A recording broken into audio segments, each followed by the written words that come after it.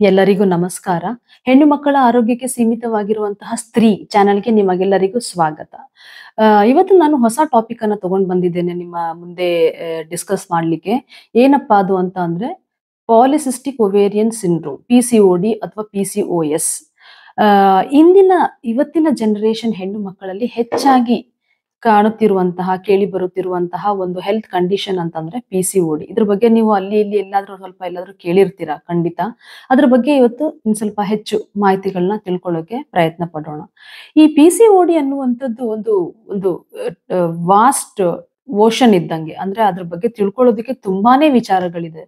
ಆದ್ರೆ ನಾನು ಅದನ್ನ ನನ್ನದೇ ಆದ ಒಂದು ಸರಳವಾದ ರೀತಿಯಲ್ಲಿ, ಸರಳವಾದ ಭಾಷೆಯಲ್ಲಿ ಆಮ್, ಎಳೆ ಎಳೆಯಾಗಿ ಬಿಡಿಸಿ ನಿಮ್ಮ ಮುಂದೆ ಇಡೋದಕ್ಕೆ ಒಂದು ಪ್ರಯತ್ನವನ್ನ ಮಾಡಿದ್ದೀನಿ.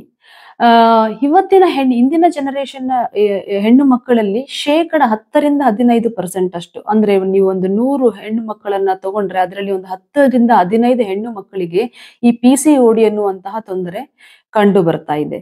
ಏನಪ್ಪಾ ಇದು ಅಂತಂದ್ರೆ it's basically A hormonal problem, ಈ ಹಾರ್ಮೋನಲ್ ಇಂಬ್ಯಾಲೆನ್ಸ್, ಎಂಡೋಕ್ರೈನ್ ಇಂಬ್ಯಾಲೆನ್ಸ್ ದೇಹದಲ್ಲಿ ಆದಾಗ ಈ ಪಿಸಿಒಡಿ ಅನ್ನುವಂತಹ ತೊಂದರೆ ಕಾಣಿಸುತ್ತೆ. ಅದನ್ನ ಯಾವಾಗ ನಾವು ಅದನ್ನ ಪಿಸಿಒಡಿ, ಪಾಲಿಸಿಸ್ಟಿಕ್ ಒವೇರಿಯನ್ ಸಿಂಡ್ರೋಮ್ ಅಂತ ಯಾವಾಗ ಕರಿತೀವಿ ಅಂತ ಅಂದ್ರೆ ಅದಕ್ಕೆ 3 ಕ್ರೈಟೀರಿಯಾಗಳಿದೆ.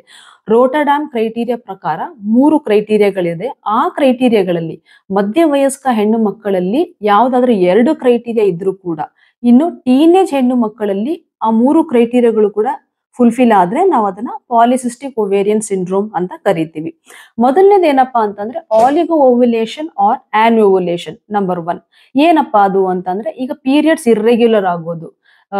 35 ದಿನಕ್ಕೊಂದ್ಸಲ, 38 ದಿನಕ್ಕೊಂದ್ಸಲ ಆದ್ರೆ ಅದು ರೆಗ್ಯುಲರ್ ಪೀರಿಯಡ್ ಅಂತಾನೆ ಕರಿತೀವಿ. ಅದಕ್ಕಿಂತ ಹೆಚ್ಚಿಗೆ ಈಗ 1.5 ತಿಂಗಳಿಗೆ, 2 ತಿಂಗಳಿಗೆ ಒಂದ್ಸಲ ಪೀರಿಯಡ್ಸ್ ಆಗೋದು, ಇಲ್ಲ 3 ತಿಂಗಳಿಗೆ ಒಂದ್ಸಲ ಪೀರಿಯಡ್ಸ್ ಆಗೋದು. ಕೆಲವ್ರಿಗಂತೂ ಟ್ಯಾಬ್ಲೆಟ್ಸ್ ಕೊಡ್ಲಿಲ್ಲ ಅಂದ್ರೆ 3 ತಿಂಗಳು 6 ತಿಂಗಳು ಅದನ್ನು ಪೀರಿಯಡ್ಸ್ ಆಗೋದೇ ಇಲ್ಲ. ಸೊ ಅದನ್ನ ನಾವು ಆನ್ಓವ್ಯುಲೇಷನ್ ಅಥವಾ ಆಲಿಗೋ ಓವ್ಯುಲೇಷನ್ ಅಂತ ಕರಿತೀವಿ. ಅದು ನಂಬರ್ 1.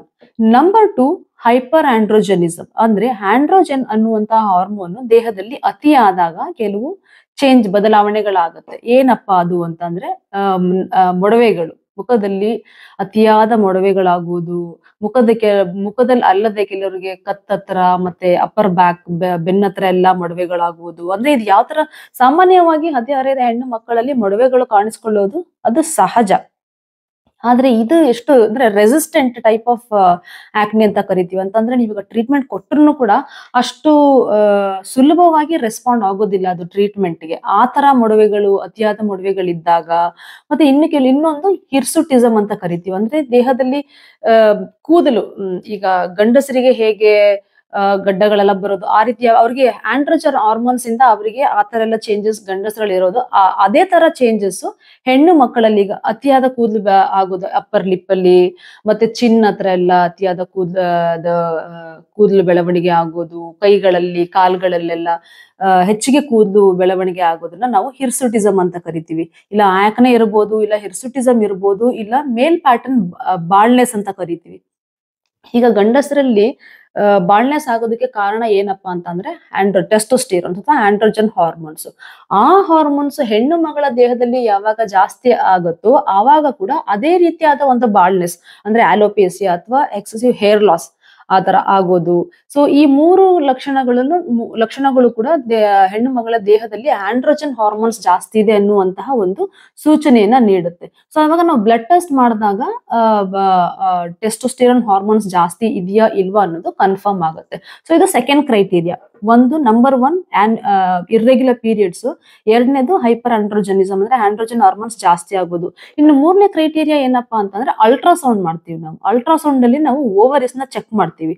ಆ ಓವರೀಸ್ ನಲ್ಲಿ ಏನಾಗುತ್ತೆ, 2-9 ಮಿಲಿಮೀಟರ್ ಅಷ್ಟು ಸೈಜ್ನ ಸಣ್ಣ ನೀರಿನ ಸಣ್ಣ ಗುಳ್ಳೆಗಳ ತರ ಅಲ್ಟ್ರಾಸೌಂಡ್ ಅಲ್ಲಿ ಕಾಣಿಸುತ್ತೆ.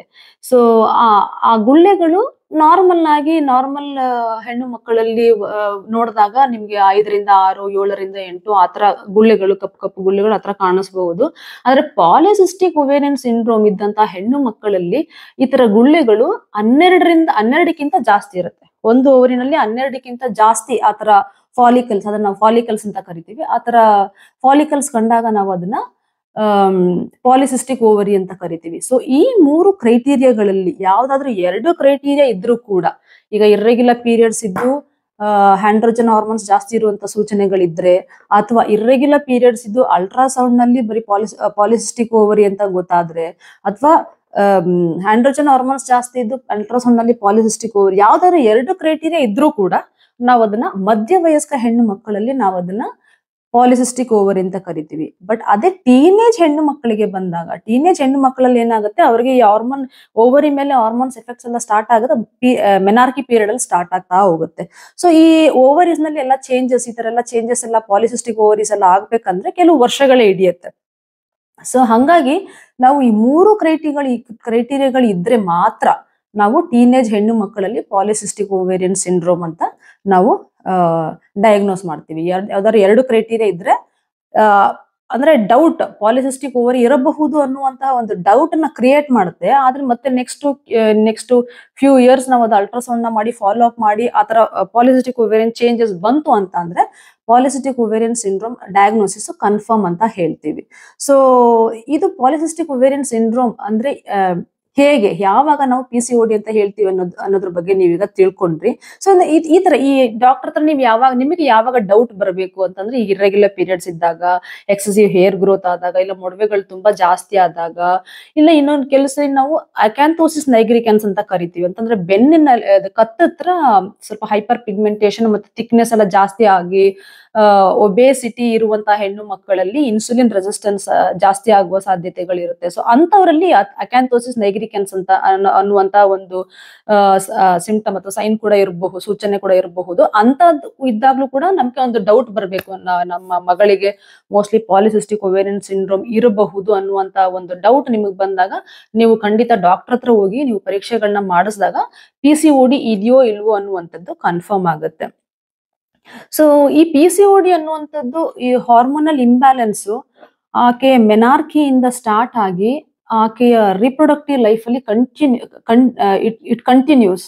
ಸೊ ಈವನ್ ಮೆನೋಪಾಸ್ ರೀಚ್ ಆದ್ಮೇಲೂ ಕೂಡ ಆಕೆಯ ದೇಹದ ಮೇಲೆ ಒಂದು ಪರಿಣಾಮವನ್ನ ಬೀರುವುದು ಕಂಟಿನ್ಯೂ ಆಗ್ತಾ ಹೋಗುತ್ತೆ. ಬರೀ ಪೀರಿಯಡ್ಸ್ ಮೇಲೆ ಅಷ್ಟೇ ಅದರ ಪರಿಣಾಮ ಅನ್ನೋದು ಅಷ್ಟೇ ಅಲ್ಲ, ಆಕೆ ಬೇರೆ ಎಲ್ಲಾ ಸಿಸ್ಟಮ್ಗಳ ಮೇಲೂ ಕೂಡ ಒಂದು PCODಯ ಪರಿಣಾಮ ಅಡ್ವರ್ಸ್ ಎಫೆಕ್ಟ್ ಅನ್ನೋದು ಕಂಟಿನ್ಯೂ ಆಗ್ತಾ ಹೋಗುತ್ತೆ. ಸೊ ಹಂಗಾಗಿ ಇದೊಂದು ಗಂಭೀರವಾದಂತಹ ಒಂದು ಹೆಲ್ತ್ ಕಂಡೀಷನ್. ಸೊ ಇದ್ರ ಬಗ್ಗೆ ಹೆಚ್ಚಿಗೆ ತಿಳ್ಕೊಳ್ಳೋದ್ರಿಂದ ಅದನ್ನ ಹೇಗೆ ಮ್ಯಾನೇಜ್ ಮಾಡ್ಬೋದು ಮುಂದೆ ಎನ್ನುವಂತ ಒಂದು ವಿಚಾರಗಳನ್ನು ಕೂಡ ನೀವು ತಿಳ್ಕೊಳ್ಳೋದು ತುಂಬಾ ಇಂಪಾರ್ಟೆಂಟ್ ಆಗುತ್ತೆ. ಸೊ ಇವತ್ತಿಗೆ ಎಷ್ಟು ಸಾಕು. ನನ್ನ ಮುಂದಿನ ವಿಡಿಯೋದಲ್ಲಿ ಏನಕ್ಕಾಗತ್ತೆ ಈ PCOD ಅನ್ನೋದನ್ನ ತಿಳ್ಕೊಳ್ಳೋಣ. ಅಲ್ಲಿವರೆಗೂ ನಮಸ್ಕಾರ. ಈ ವಿಡಿಯೋಗಳು ನಿಮ್ಗೆ ಇಷ್ಟ ಆಗ್ತಾ ಇದ್ರೆ ಲೈಕ್ ಮಾಡಿ, ಕಮೆಂಟ್ ಮಾಡಿ ಮತ್ತು ಶೇರ್ ಮಾಡಿ. ಮತ್ತು ಹೆಣ್ಣು ಮಕ್ಕಳ ಆರೋಗ್ಯದ ಬಗ್ಗೆ ಇನ್ನೂ ಹೆಚ್ಚಿನ ಮಾಹಿತಿಗಾಗಿ ಈ ಚಾನೆಲ್ಗೆ ಸಬ್ಸ್ಕ್ರೈಬ್ ಮಾಡಿ ಮತ್ತು ನೋಟಿಫಿಕೇಶನ್ ಬೆಲ್ ಪ್ರೆಸ್ ಮಾಡಿ.